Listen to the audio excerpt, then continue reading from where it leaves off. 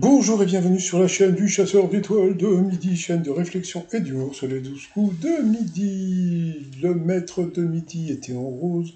Jean-Luc Reichmann, gay, appelez. Bon, plein de sous pour le maître de midi. Coup d'envoi, première question. Quelle fée accompagne Peter Pan? C'était la fée Clochette. Ensuite, vous aviez Anthony en famille. De quoi parle 78% des salariés? C'était de la météo. Ensuite, vous aviez Clara en famille. Alors, bien avant l'invention de la fête du travail, on offrait un lambrin de muguet à ses amoureux. Ensuite, vous aviez Emma. Quel est le pays qui a le plus de jours fériés en Europe? C'était la Slovéquie. Quel nom de scientifique est donné au pendule à 5 billes qu'on se fait s'entrechoquer? C'était la pendule de Newton. Où travaille le chef cuisinier Grégory Sampino qui partage avec succès ses recettes sur TikTok? C'était en EHPAD. Aux Pays-Bas, la favorite au poste du Premier ministre a refusé le job parce qu'elle ne voulait pas porter de talons. Dans le métro japonais, quelle est la tâche des employés appelés Oshia? Bon, ça c'était connu quand même, c'était pousser les gens. Sur cette mauvaise réponse, elle est passée au rouge. Qui dit rouge dit duel. Elle a pris le gars qui s'appelait Anthony en duel, qui est tombé sur une question qui n'était pas évidente. Comment s'appelait l'animal figure des parents de Nino Ferrer qui lui a inspiré une célèbre chanson dans laquelle il cherche son chien partout? C'était Mirza. Alors non, c'était Lassie, mais la chanson c'était Mirza.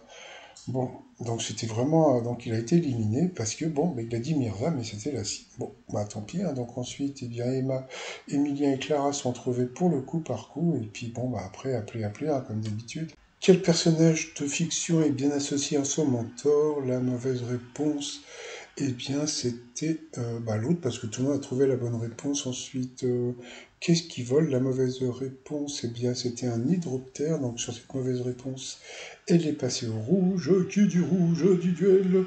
Elle a pris, je crois que c'est Clara en duel, qui est tombée sur un truc qu'on appelle la pub. Donc, on revient après la pub. Allez, retour de pub. Alors, quelle question va-t-elle avoir qui fut écartelé pour avoir poignardé Henri IV en 1594? Elle est partie sur Gilles de Rais. Pourtant, il y avait une évidence quelque part, c'était Ravaillac, mais vu qu'il y avait une date, donc c'était sûrement quelqu'un d'autre. Donc ils ont posé la question au petit Cabon. Le petit Cabon nous a expliqué que Gilles de Rais c'était plutôt Jeanne d'Arc, que Ravaillac c'était beaucoup plus tard, que Jacques Clément c'était autre chose et que c'était bien Jean Châtel. Donc voilà, le petit Cabon a eu bon.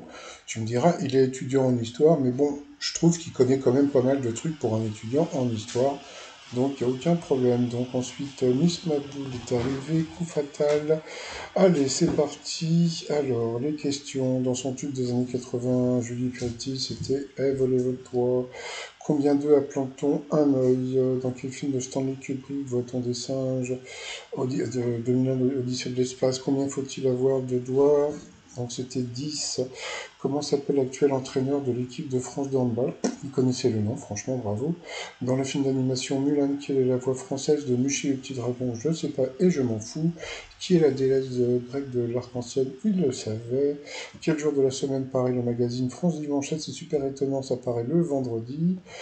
Familièrement, on dit d'un ambroglot que c'est un vrai sac de nœuds. En déclarant son indépendance, de quel pays en Indonésie s'était émancipé, pardon, voilà, n'importe quoi. C'était la Hollande. Les Pays-Bas. Quelle série télé débute par l'adjoint du shérif Rick Grimes sortant du coma? C'était le truc des vampires, là. Quel pilote prénommé Ayrton? C'était Senna. Qui chante dans son titre de 81 Casse-toi dessus pu? C'était Renault. Quelle ville abrita la mythique stalle de ce truc? C'était Dublin. En majuscule, quelle lettre est composée de deux barres? C'était le H. Et à la fin, elle a été éliminée. Elle n'a pas été ridicule, hein, franchement, mais bon, elle l'a dit, hein, comme ça, c'est le truc que je lui dis tout le temps. Les mecs, ils viennent juste pour dire bonjour à leur mamie. Hein. Bon, s'ils gagnent, ils sont contents, mais je pense qu'ils viennent tous pour passer un petit coucou à la mamie. Donc voilà, il était content. Coup de maître, c'est parti. Dans notre système solaire, Uranus est une planète. Où trouve-t-on, où se trouve, bon, quand t'es au turbin, donc t'es au boulot. Après, il y a eu la question qui n'est pas évidente. Dans le film Rocky, où travaille sa chérie Adrienne, il savait pas, il a dit au petit Flo, tu sais, c'était ça, bravo. Quel film s'inspire de la légende de la Bête de Gévaudan? C'était le Pacte de Loup, ça c'était connu. Et quelle Française fait partie des 15 influenceuses ou influenceurs les plus puissants du monde? Donc ça c'était assez facile aussi. Donc surtout qu'en dessous il avait Enjoy Phoenix, bon je sais plus, je crois qu'on n'entend plus parler d'elle. Vous aviez Nabila qui non plus, je sais pas, voilà. Il y avait une grosse évidence, donc grâce à Léna Situation, donc il a fait un coup de maître. Donc il va pouvoir la remercier. Donc voilà, il était content, il a soufflé.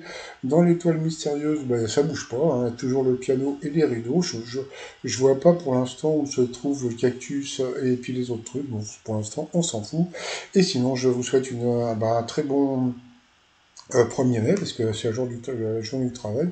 Et comme je l'ai dit, moi je travaille pas, puisque bon, je le fais avec plaisir, parce que bon, si je le faisais pour le boulot, vraiment, je serais vraiment un rat, hein. Allez, je vous dis à plus, bye.